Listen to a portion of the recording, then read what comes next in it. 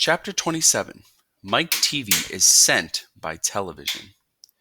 Mike TV was even more excited than Grandpa Joe at seeing a bar of chocolate being sent by television. "But, Mr. Wonka," he shouted, "can you send other things through the air in the same way? Breakfast cereal, for instance?" "Oh, my sainted aunt!" cried Mr. Wonka. "Don't mention that disgusting stuff in front of me! Do you know what breakfast cereal is made of? It's made of all those little curly wooden shavings you find in pencil sharpeners." "But could you send it by television if you wanted to, as you do chocolate?" asked Mike TV. "Of course I would." "And what about people?" asked Mike TV. "Could you send a real live person from one place to another in the same way?" "A person?" cried Mr. Wonka.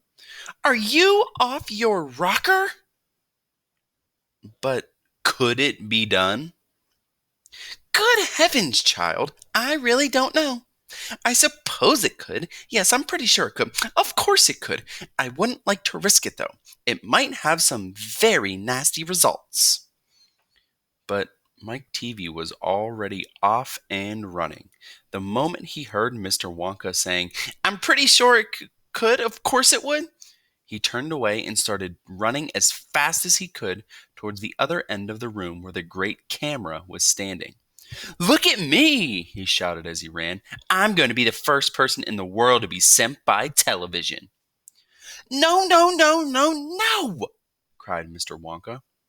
"Mike!" screamed Mrs. TV. "Stop! Come back! You'll be turned into a million tiny pieces." But there was no stopping Mike TV now. The crazy boy rushed on, and when he reached the enormous camera, he jumped straight for the switch, scattering Oompa Loompas right and left as he went.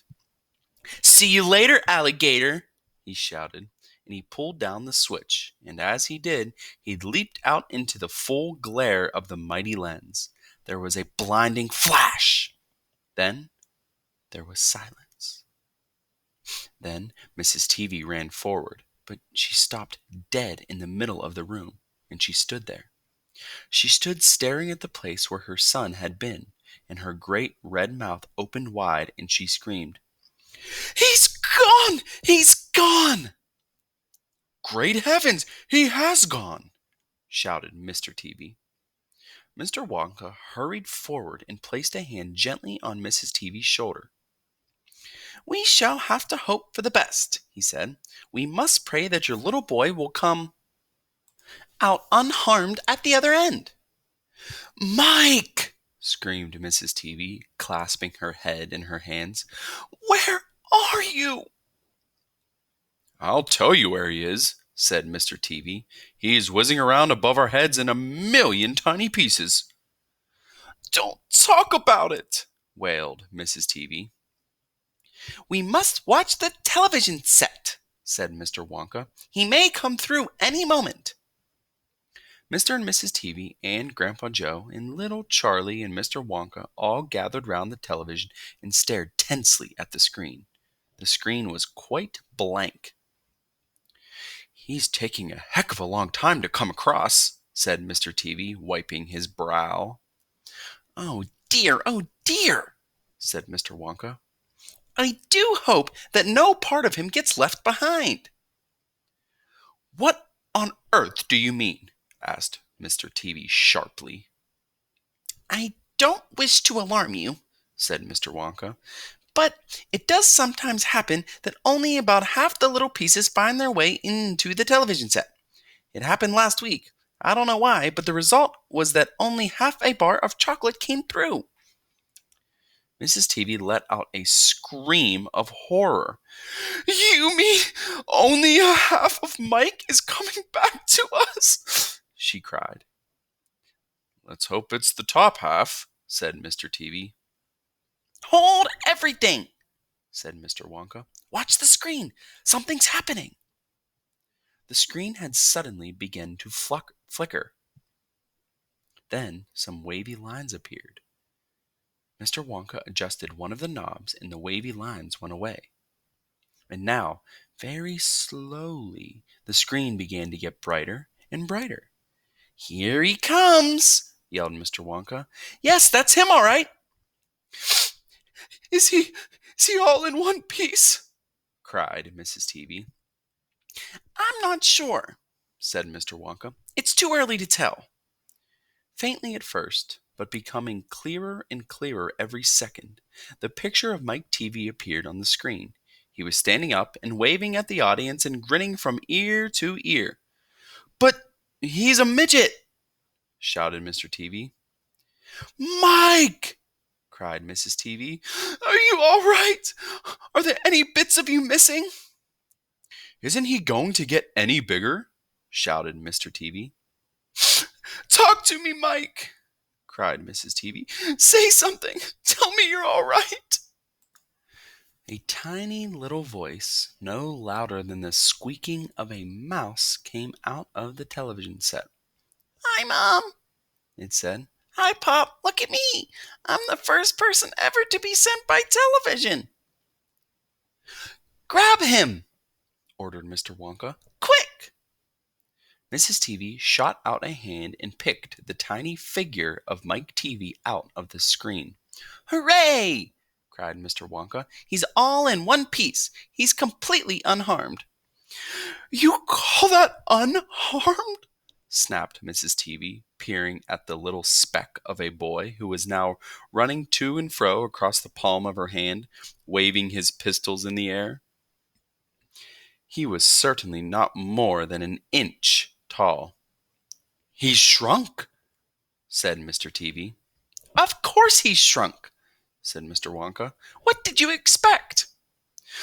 "This is terrible," wailed Mrs. Teavee. "What are we going to do?" And Mr. Teavee said, "We can't send him back to school like this. He'll get trod upon. He'll get squashed."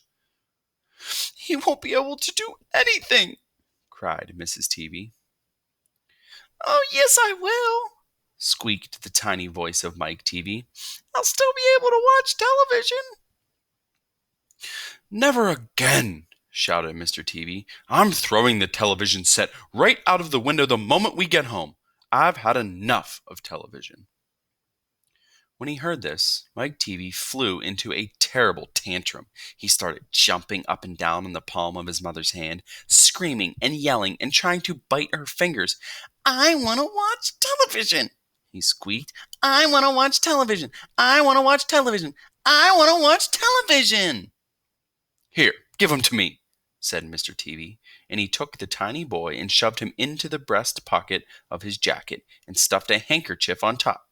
Squeals and yells came from inside the pocket, and the pocket shook as the furious little prisoner fought to get out. "Oh, Mr. Wonka," wailed Mrs. Teavee. "How can we make him grow?" "Well," said Mr. Wonka, stroking his beard and gazing thoughtfully at the ceiling, "I must say that's a wee bit tricky, but small boys are extremely springy and elastic. They stretch like mad. So what we'll do, we'll put him in a special machine I have for testing the stretchiness of chewing gum. Maybe that will bring him back to what he was." "Oh, thank you," said Mrs. Teavee. "Don't mention it, dear lady."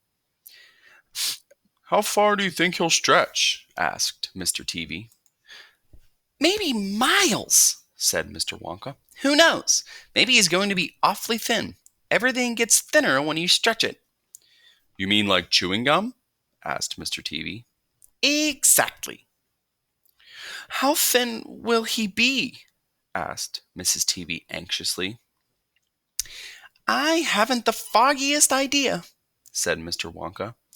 "And it doesn't really matter anyway, because he'll soon fatten him up again. All we'll have to do is give him a triple overdose of my wonderful super vitamin candy.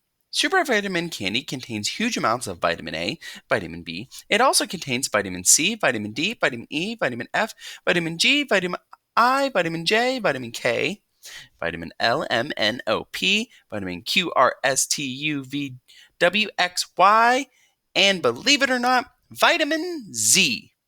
The only two vitamins it doesn't have in it are vitamin S, because it makes you sick, and vitamin H because it makes you grow horns out of the top of your head like a bull. But it does have in it a very small amount of the rarest and most magical vitamin of them all, vitamin Wonka. And what will that do to him? Asked Mr. TV anxiously. It will make his toes grow out until they're as long as his fingers. Oh no! cried Mrs. TV. Don't be silly, said Mr. Wonka. It's most useful. He'll be able to play the piano with his feet. But, Mr. Wonka. No arguments, please, said Mr. Wonka. He turned away and clicked his fingers 3 times in the air. An Oompa Loompa appeared immediately and stood beside him. Follow these orders, said Mr. Wonka, handing the Oompa Loompa a piece of paper on which he had written full instructions. And you'll find the boy in his father's pocket. Off you go. Goodbye, Mr. TV. Goodbye, Mrs. TV. And please don't look so worried. They'll all come out in the wash. You know, every one of them. At the end of the room, the Oompa Loompas around the giant camera were already beating their tiny drums and beginning to jog up and down to the rhythm. There they go again, said Mr. Wonka. I'm afraid you can't stop them singing. Little Charlie caught Grandpa Joe's hand, and the 2 of them stood beside Mr. Wonka in the middle of the long, bright room, listening to the Oompa Loompas. And this is what they sang.